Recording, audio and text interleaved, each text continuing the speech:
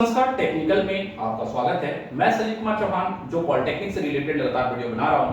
तो आज का वीडियो खासकर उन बच्चों के लिए बड़ा इंपॉर्टेंट है जो मैकेनिकल ब्रांच जैसे ट्रेड से लिए हुए हैं और खासकर एलएनटी जैसे कंपनी में अगर आपका जॉब होने वाला है या सिलेक्शन की बातें हो रही हैं तो तैयारी कैसे करें, क्योंकि हमारे आज बहुत ही पुराने अपने स्टूडेंट आए हुए हैं जिनका 2019-22 का सेशन रहा है पॉलिटेक्निक का, और रांची से मैकेनिकल ब्रांच में इनकी प्लेसमेंट हुई है एलएनटी में, और 2022 में इनका सिलेक्शन हुआ है और 2023 तक अभी ट्रेनिंग कंप्लीट हो गई है और फाइनल इसके बारे में हम लोग टोटल डिटेल चर्चा करेंगे आज के वीडियो में। तो चलिए आप मुझे बताएं, सबसे पहले तो आप किस कॉलेज से हैं और आपका ब्रांच क्या रहा है?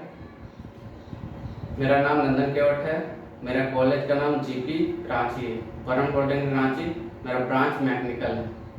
ओके, अब एलएनटी के बारे में आज हम लोग टोटल चर्चा करेंगे। तो आप मुझे बताएं कि वे बच्चे जो एलएनटी के लिए स्पेशल तैयारी करें तो एलएनटी का सिलेबस कैसा रहा, टोटल डिटेल आप मुझे बताएं एक बार बच्चों को। एलएनटी का सिलेबस ये है कि टोटल क्वेश्चन 120 रहता है, 4 पार्ट में डिवाइड रहता है, मैथ, रीजनिंग, इंग्लिश और अपना ब्रांच पेपर। तो ये सभी ब्रांच के लिए है, जैसे मान लीजिए कोई बच्चे अगर मान लीजिए कि सिविल के हैं उनका भी एलएनटी होगा तो ये 3 पेपर और उनका ब्रांच पेपर सिविल होगा। जैसे आपका मैकेनिकल था तो आपका ब्रांच पेपर मैकेनिकल, तो अपना ब्रांच पेपर 1 और बाकी बात तीनों मतलब कितने कितने नंबर का बोले? 30 नंबर का। ओके, अच्छा, इसके लिए अब क्वेश्चंस जो टोटल होता है तो लगभग कितना अटेम्प्ट करने पर एक सिलेक्शन का आधार मान सकते हैं बच्चे?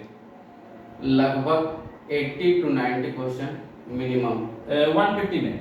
हाँ, 120 में। 120 में अगर 80 to 90 क्वेश्चंस बना ले रहे हैं आप तो फिर आप मानकर चलें कि सिलेक्शन हो जाएगा। अच्छा, इसके लिए जो तैयारी करना होगा ये कब से स्टार्ट करें और कैसे तैयारी करना होगा, कुछ उसके बारे में आइडिया दें। ये 3rd सेमेस्टर से आपको कंटिन्यू तैयारी करना पड़ेगा, रीजनिंग, मैथ और इंग्लिश का। अच्छा, मैथ, रीजनिंग और इंग्लिश का तैयारी वो 3rd सेमेस्टर से ही शुरू कर दें। ओके, अच्छा, इसमें लगभग कुछ बुक भी सजेस्ट करना चाहेंगे आप? बुक आरएस कुर्मी से मैक्सिमम रहता है। आरएस कुर्मी से मैक्सिमम क्वेश्चन होता है, तो ये भी आप लोगों के लिए एक आधार होगा कि किस तरह का बुक लेना है, किस तरह से तैयारी करनी है। अच्छा, एलएनटी का आप लोगों का जो अभी रहा एक्सपीरियंस कैसा रहा? अगर आपने जब एलएनटी में आपका हुआ जॉब तो ये भी बच्चे जानना चाहेंगे कि सर आपका जब हुआ तो स्टार्टिंग की सैलरी क्या है और अभी कितना मिल रहा है, अभी रिसेंट जो बाकी लोग अभी करंट हो रहे हैं उनका क्या बेसिक दिया जाता है, मतलब कि ट्रेनिंग के दौरान कितना मिलता है, बाद में सैलरी क्या मिलता है, ये थोड़ा सा डिटेल बताएं। ट्रेनिंग पीरियड में 17,000 सिटी से दिया जाता है। आफ्टर ट्रेनिंग पीरियड 36,000 सिटी से जाता है।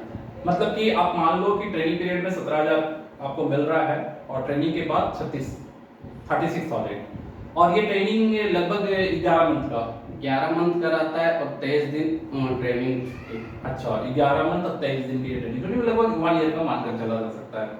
अच्छा, रिसेंट अभी कुछ आपने कहा कि चेंज हुआ है शायद कि जो नए ट्रेनर आ रहे हैं उनका पे स्केल्स में कुछ चेंजिंग्स, क्या चेंज हुआ बताएं आप। अभी स्टार्टिंग में 25,000 सिटी से training period, after training period वो कंफर्म नहीं है। अच्छा, वो तो लगभग वो भी और इससे इंक्रीज ही हो जाएगा, तो ये एक बड़ा पॉजिटिव चीज है। और वहाँ रहने खाने की कैसी व्यवस्था होती है, क्योंकि आपने ट्रेनिंग किया तो बहुत सारे लोग अभी ये भी कंफ्यूजन में होते हैं कि एलएनटी का जब ट्रेनिंग के बाद आप जब वहाँ पहुंचे तो वहाँ का कैसा व्यवस्था रहता है, क्या वो 17,000 में ही सारा मैनेज आपको खुद से रूम लेकर करना होता है कि कंपनियां प्रोवाइड करवाती हैं? कंपनी प्रोवाइड कराती है।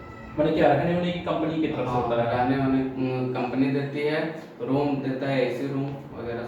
अच्छा, और खाने पीने की व्यवस्था फूडिंग के लिए? फूडिंग के लिए अपने फूडिंग आपको अपने से करना है, तो मेस का कुछ व्यवस्था? मेस का व्यवस्था है, कंपनी प्रोवाइड किया है, कुक हेल्पर।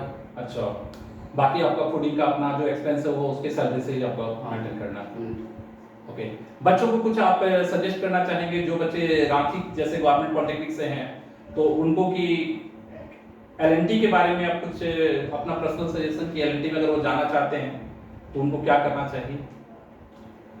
एलएनटी में आपको जाना है तो एलएनटी के लिए पहले कंपटीशन का तैयारी करें, जैसे मैथ, रीजनिंग और इंग्लिश, क्योंकि बच्चा अपना ब्रांच पेपर पे ध्यान दे के ये सब छोड़ देते हैं और ये सब छोड़ने पर आपको बाद में फिर दिक्कत होगा। जब कंपनी आती है तब फिर आप चाहते हैं कि तुरंत हम तैयारी करें, लेकिन तुरंत नहीं हो पाता है। इसीलिए आप साथ में बेस मजबूत रखें ताकि कोई भी कंपनी आता है, टाटा पावर, एलएनटी, हिंडाल्को, इन्फोसिस, विप्रो, आपको तब सुविधा मिलेगा कोई भी दिक्कत हो आप कांटेक्ट कर सकते हैं अपने सीनियर से, हम लोग हैं, कोई भी परेशानी हो तो। जी। अच्छा, ये जो एग्जाम होता है जैसे रिटेन हुआ उसके बाद तो इंटरव्यू भी हुआ होगा आप लोगों का। हाँ, इंटरव्यू के लिए लगभग कैसा कुछ आइडिया दीजिए आप, इंटरव्यू की तैयारी कैसे करनी होगी? इंटरव्यू में इंटरव्यूअर पूछते हैं कि आपका कौन सा पेपर मतलब क्या बोलते हैं? हाँ, strong है। हाँ स्ट्रांग है। उससे जैसे कोई भी इंटरव्यूअर पूछेगा आपका कौन सा पेपर स्ट्रांग है, उसी से वो क्वेश्चन पूछेंगे। अच्छा, मतलब कि जिस पर आपका कमांड है, जिस पेपर पर आपका ज्यादा कमांड है वो कोशिश करेंगे कि उससे फिर आपका डीप देखेंगे कि कितना आपका उस पर कमांड है। चलिए ठीक है। और इसके बाद क्या मेडिकल का इसका क्या सिस्टम है? मेडिकल तो होता ही होगा। इंटरव्यू में सेलेक्ट होने के बाद मेडिकल एलएनटी बायोमेल करती है मेडिकल के लिए, मेडिकल चेकअप के लिए। तो मेडिकल के लिए क्या ये अपने पास बुलाकर कि आप यहाँ कहीं भी मेडिकल चेकअप कर उसका पेपर सबमिट कर सकते हैं? क्या सिस्टम क्या है? एलएनटी अपना एक हॉस्पिटल रिक्वायरमेंट देती है, वहीं पर जाना पड़ता है और वहाँ पर मेडिकल चेकअप। अच्छा, वहाँ मेडिकल चेकअप। इसका तीनों सेक्शन में जैसे रिटेन हो गई, इंटरव्यू हो गया और मेडिकल हो गया, इसमें सबसे टफ माने जहां पर जो सबसे ज्यादा फाइट होती है वो कौन सा प्लेस होगा? इसका सबसे ज्यादा फाइट रिटन एग्जाम में ही होता है। रिटेन में ही ज्यादा है, मतलब कि इंटरव्यू और मेडिकल एक नॉर्मल है, लेकिन आपका जो मेन फाइट है वो रिटेन में है।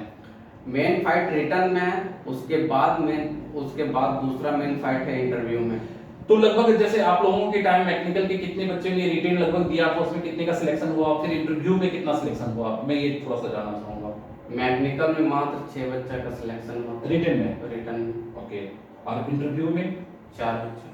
4 बच्चे, मतलब उसमें भी 2 छट गए थे। ओके।